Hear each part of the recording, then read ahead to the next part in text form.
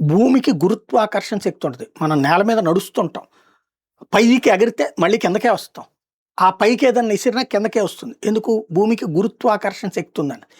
అదే స్పేస్ అంతరిక్షంలో నడవటానికి కూడా ఉండదు. ఎగురుతున్నట్టు ఉంటుంది. గ్రావిటీ అక్కడ కీలకమైనటువంటి అంటే గాలి లేనటువంటి ప్రదేశం.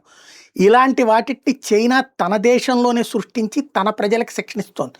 మరి అది భవిష్యత్తులో ఏ అణుయుద్ధాలు జరిగి ప్రపంచమంతా నాశనం అయిపోతే తన దేశ ప్రజలు బ్రతకడానికి ముందుగా ప్రిపేర్ చేస్తుందా, లేదంటే సైంటిఫిక్ డెవలప్మెంట్ కోసం చేస్తుందో తెలియదు. కానీ చైనా తాజాగా చీఫ్ 1900 అన్నటువంటి ఒక సిస్టమ్ని మనకు ఏదైతే ఇదివరకు ఆదిత్య 369లో చూపించిన టైం మిషన్ లాంటిది అనమాట, అట్లాంటిది ఒకటి సృష్టించింది. ఇందులో హైపర్ గ్రావిటీ డివైస్ ఇది. దీంట్లో ఏదైతే స్పేస్లో ఎట్లాంటి వాతావరణం ఉంటుందో సేమ్ వాతావరణాన్ని భూమి మీద సృష్టించింది. దాంట్లో తమ వాళ్ళకి శిక్షణలు ఇస్తుంది.